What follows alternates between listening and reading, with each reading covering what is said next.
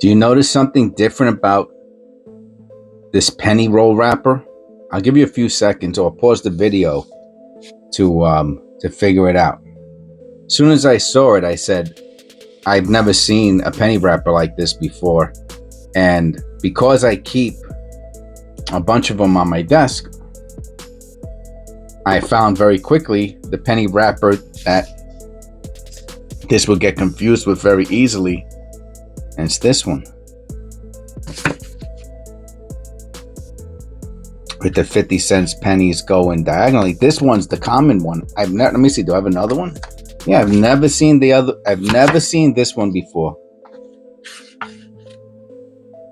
Never seen that one. Now the question is, does that mean it's going to be cooler, you know? And what does cooler mean? Well, my definition of cooler is more copper and maybe one decent error. That would make me, that to me, that would be, I would consider that cooler. That's a nice ender. Okay. All right, let's see. So let's see what's in this kind of weird looking penny wrapper. Are we going to get over, well, 25% would be nice copper, which is 25% would be 12 and a half. So 24% would be 12. 12 copper pennies would be great. We might have 12 copper pennies here. All right.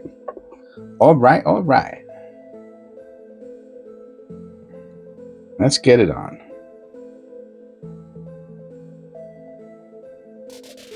And right off the bat, we have an interesting 2008.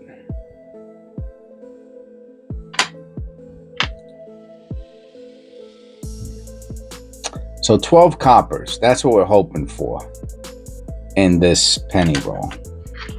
We have not found one yet.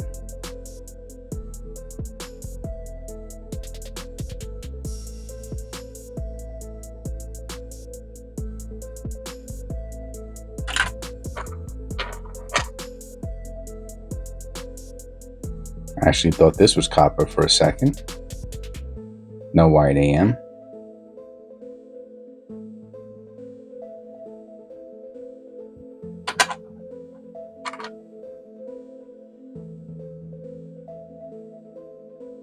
So for all of you out there in YouTube land, if you're new, consider becoming a subscriber. Click the little bell icon. Consider becoming a member. All the videos are posted, scheduled. All the videos are scheduled. And that's our first copper. I do my very best to have one long video per day. 2024. All right, Otis. I'm on it.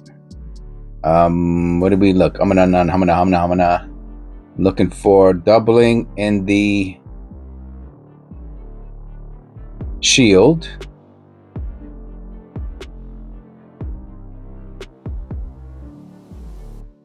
And someplace else.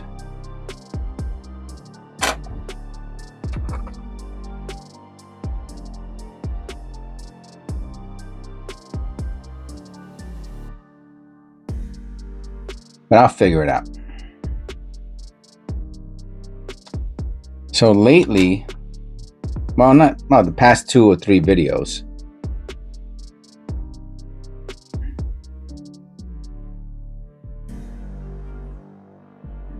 I don't think that's the extra V, but let me take a look at it closer. It's not the extra V, but it does have the grease strike on the edge. I'm calling it the grease strike. I think that's what it is.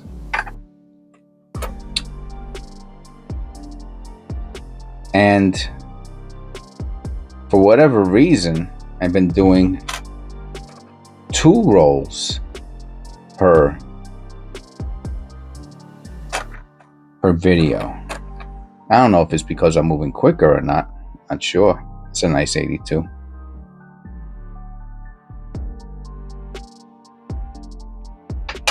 That's our second copper penny. Maybe I'm getting more selective about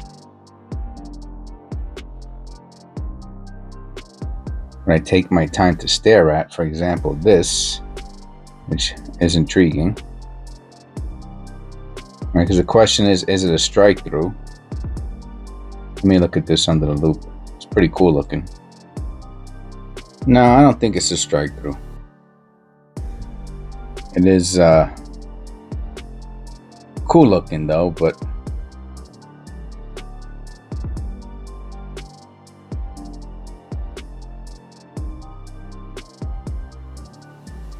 hard to tell where it got done, you know? I can't tell. For some reason, some other people know where they come from. Those copper pennies with all those marks on it, but 1970.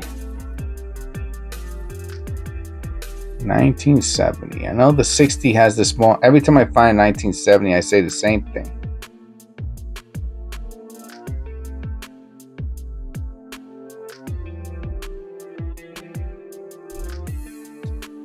I want to say it's the S that has the small and large date. 92, we are looking for the close AM. Amongst other things, not a close AM. Amongst all the other prerequisites, 2020 Denver. I don't see that too often.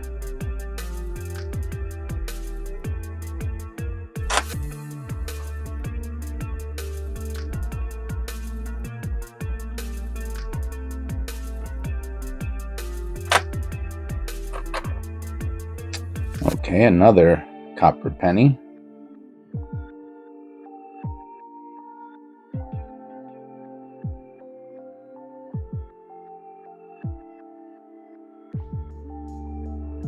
I guess because I moved on to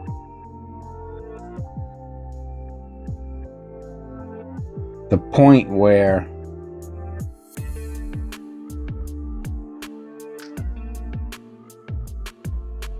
if something is mechanical doubling, I'm not getting crazy about it anymore, which I used to in the past,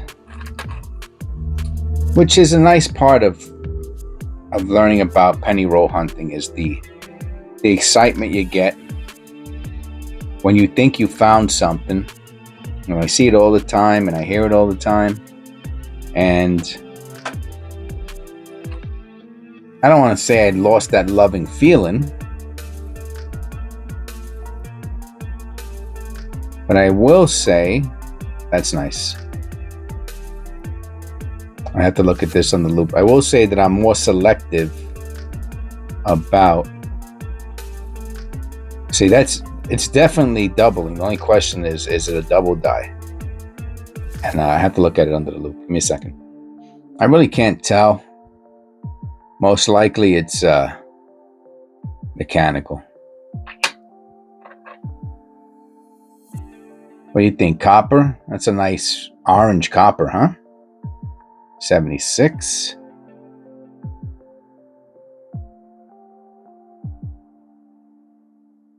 And I would check just about every coin that I found against pictures on copper coins, hoping that one of the little marks represented a double die variety. And I think out of all the times,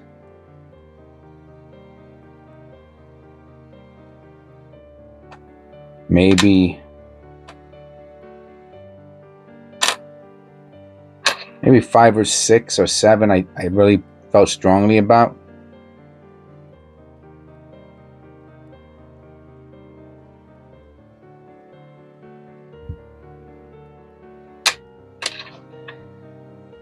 And the other ones, I'd have to say I did not.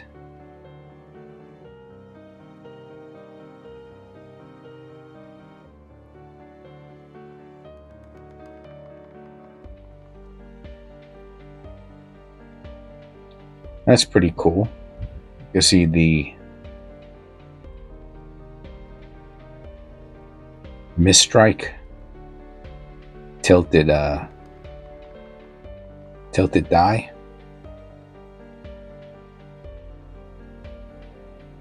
So if I remember correctly, I'm trying to be a good student, Eric.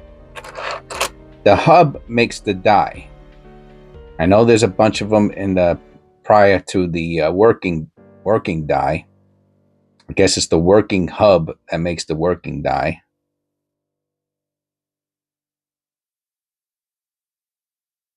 Well, and I think I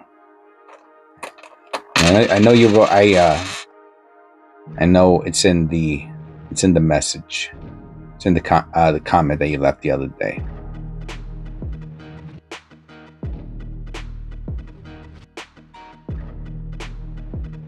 The hub makes the die.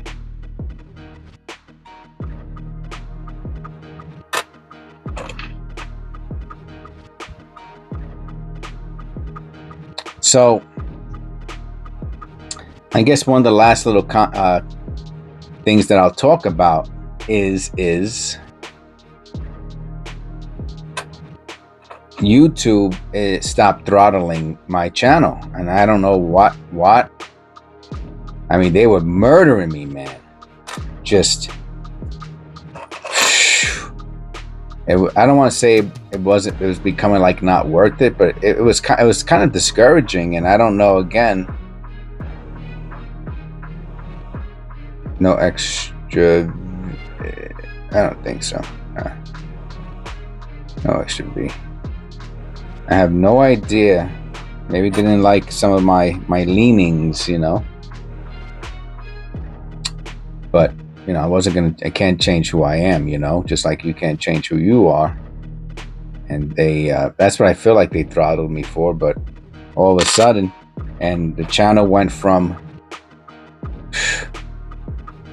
at one point, we were down to about 3,000 views per 48-hour cycle. That's how YouTube looks at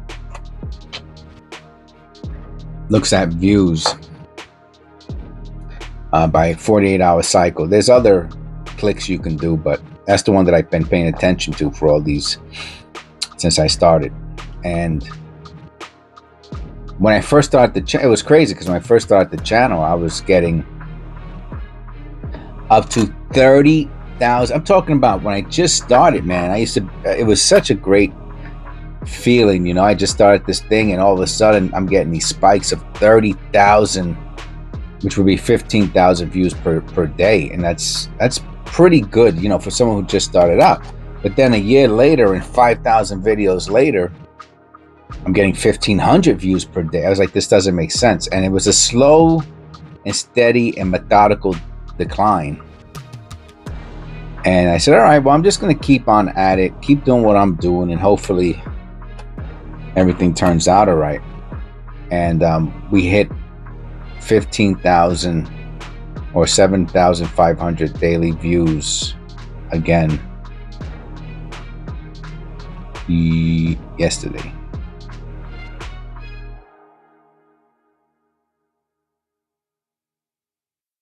Which of course the yesterday I'm talking about is not your yesterday, the day that I'm actually scheduling the video, doing the video. So that's one of the nice, cool things about being a member is that you could, you know, the things that I'm referring to is daily. It's on that day, you know, that I talk about it.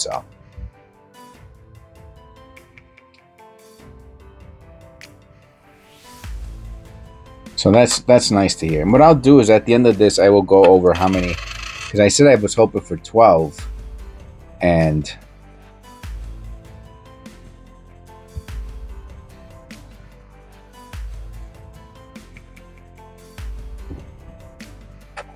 I'm not sure if I got 12 or not. Might be pretty close though. I think it's at least 10.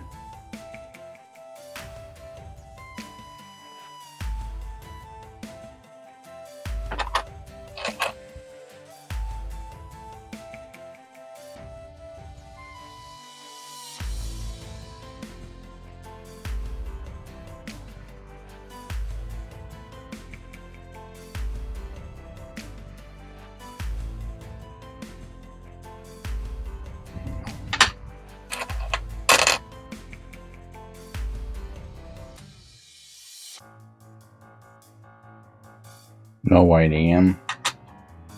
Yeah, I see a few more coppers down there at the end, so that's pretty cool.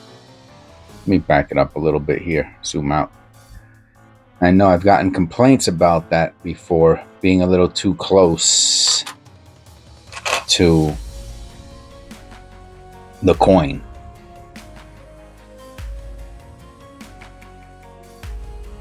Looks like a die clash, right? You see that?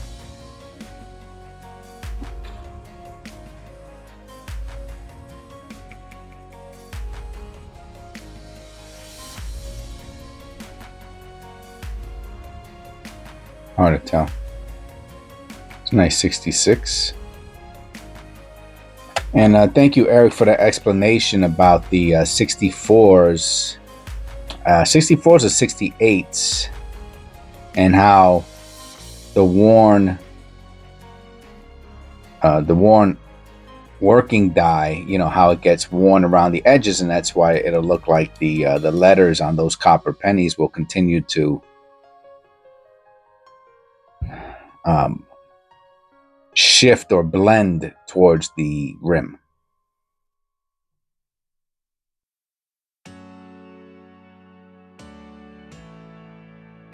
No close AM.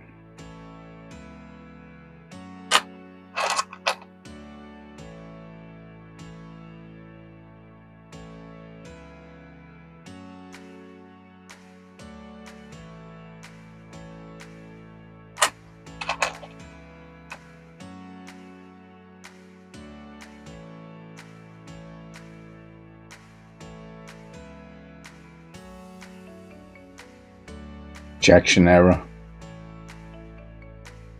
That's great.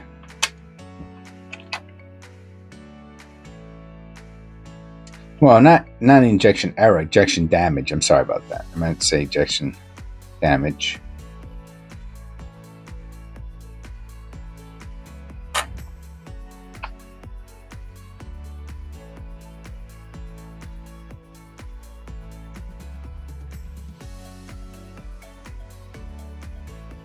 Looks like a die chip. Let me look at that under the loop. You see that on the jacket? Looks like a die chip. Would you have noticed that? It is a die chip. I've never seen one like this. The clad is folded over, so I'm assuming that the electroplating had an anomaly with some extra sticking over, and when it got made, it got flattened. You can see it right there. Pretty sure that's a die. It looks like a die chip under the loop anyway.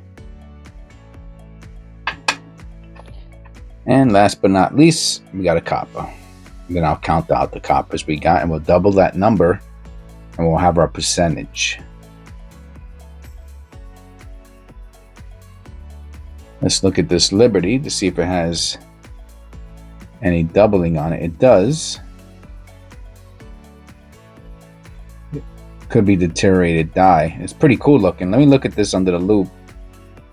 Let's look at the other letters real quick. Look at the reverse real quick. Okay, it's just the Liberty. It's always just the Liberty. Hold on.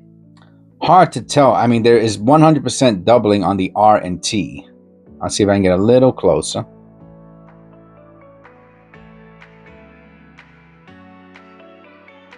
You can see that T is doubled, but the only question is it mechanical? And hard to say. It's hard to say. It looks. I mean, it's nice and clear. You know, that's the cool thing about it. But I'm gonna assume it's mechanical. because the R, it's inside of the letter, right? The doubling is inside. It's not like two letters. It's inside of the lettering.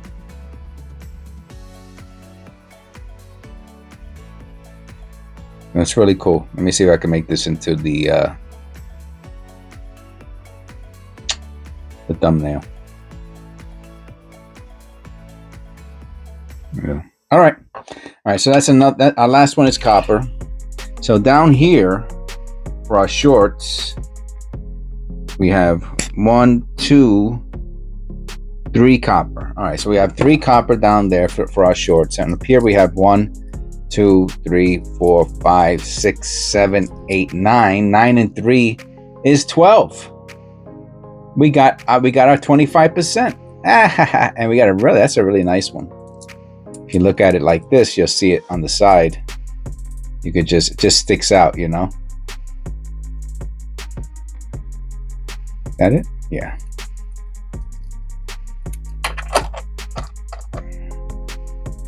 That's a nice pen. This is probably the nicest one of the nicest copper penny of the video. That one's nice too. Just the edges are a little darker. All right.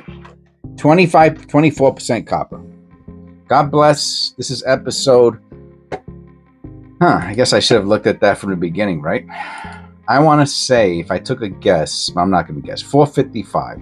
I'll see you in episode 456.